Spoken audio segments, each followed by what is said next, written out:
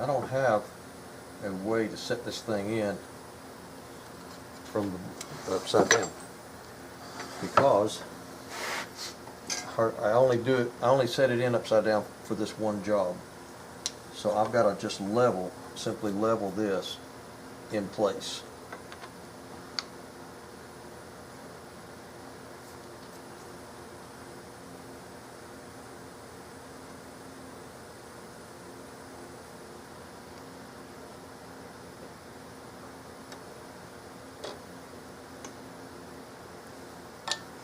I only have to do it once, so there's no point in setting up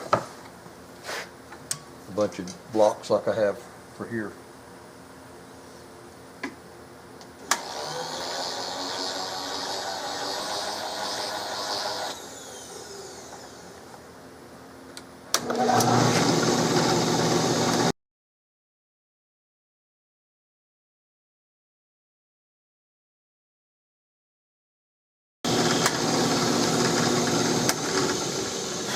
Actually, I said I only have to do it once. I got to do it again for the trigger guard, but that'll be a little while, and I can manually level it. I don't think 1/4 inch is wide enough for this trigger.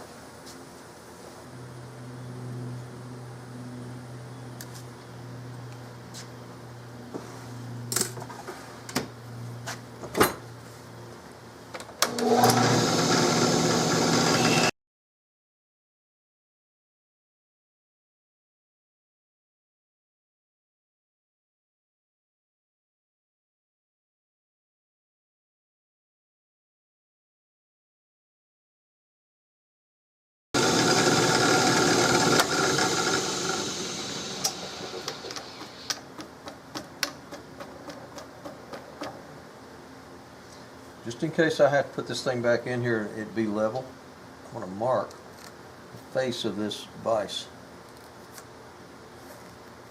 That way I can locate it. I know it's sitting down on this vise, and on this one it's floating off the bottom, so if I put a mark here and here, that'll let me know how far it goes left and right and up and down, and I can relocate that, which is important in this business, to be able to put it back in the same place.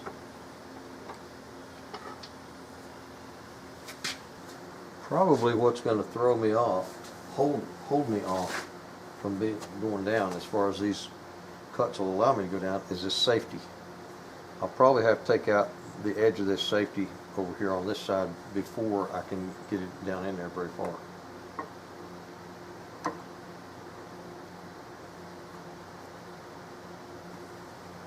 And the fact that this box magazine, it's got square corners on the back of it. The front of it's round. I got those made out, but the back, I'm going to have to hand chisel that out in the back and square them up.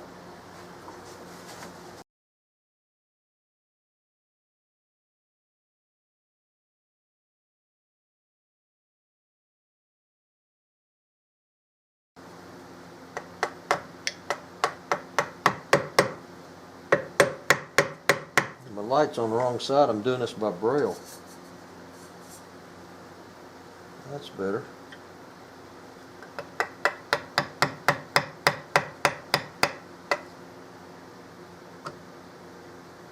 Alright, my box goes in. It's a little snug, but I'm okay with snug. Now my safety,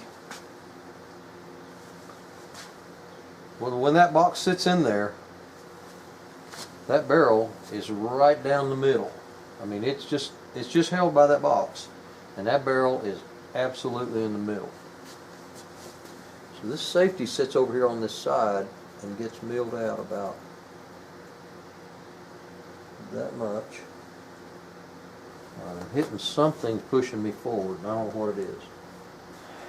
Maybe down inside here where the trigger is touching the bottom of this mill. That may be what it is. And you don't want to put a lot of pressure on these Remington triggers. They're very weak. They're some sort of, yeah, that's what it is. They're some sort of alloy. I don't know if they're aluminum or pot metal or something. I actually broke one time. This guy he wasn't going to use the Remington trigger anyway. It was a custom made 700. This guy was left-handed, but he shot a right-handed rifle, And so I made a right-handed rifle that had a left-handed cheek piece. Real pretty gun turned out. As a matter of fact, I put it on one of my business cards. And he was not going to use that factory trigger. He's going to put a Timney on there, and I snapped that little trigger right there. Just set it down one day when I was, taking it in and out. Set it down on my rubber mat over here and just put it on. Just happened to hit it on that trigger. Away it went. But I guess that was a cheap lesson because he wasn't going to use it anyway. Where it's centered. Now these are bigger than the barrel. These are just a means of me centering it visually. Sometimes it really would be helpful to have 3 hands. And marking this barrel is one of the next things I'm going to do. As I get lower and lower, as I mill this out and it goes down deeper and deeper, I'll refine these marks. But all I'm doing now is just an initial.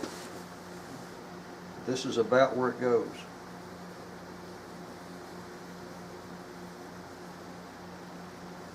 Stay inside these lines and you'll be okay. This little block right here, this is a gauge that lets me set this thing down in here. That tells me if I mill it out where that'll set down in that milling, in that bed, if it'll fit in there. This is the bottom radius of a Remington receiver. Spent about an hour making that little gauge one day. This is the Mauser end of it, and that's the Remington. It really helps in seating one. You can see where you're hitting.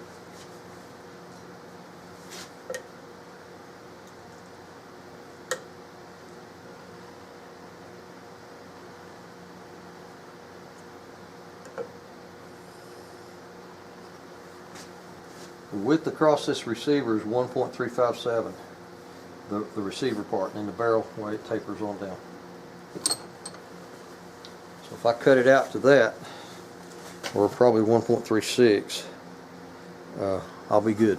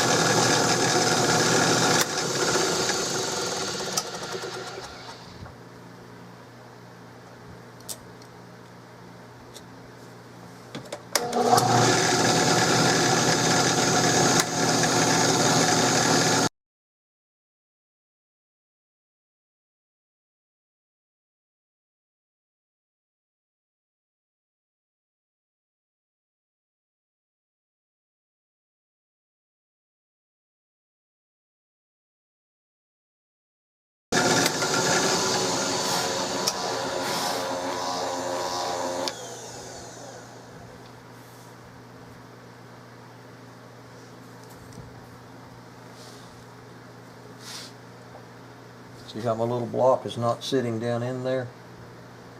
It's got to go down further. It's too tight.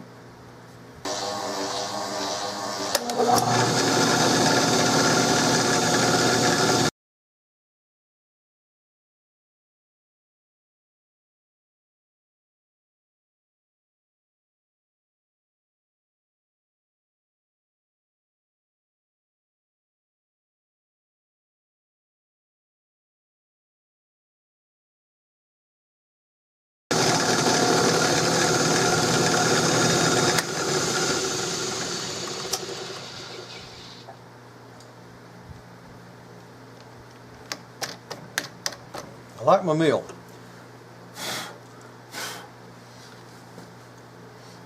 I have a good friend in Polk County, Tennessee named Jason. He talked me into getting this. He talked me into especially getting this lateral feed, and I'm so glad he did, because I'd get tired of cranking that wheel over there a million times. Jason was a very knowledgeable man, a tremendous ballistician, pretty good gunsmith. Even though he wasn't licensed for that, he knew how to fix them. He was like one of these horse whisperers, except he was a gun whisperer.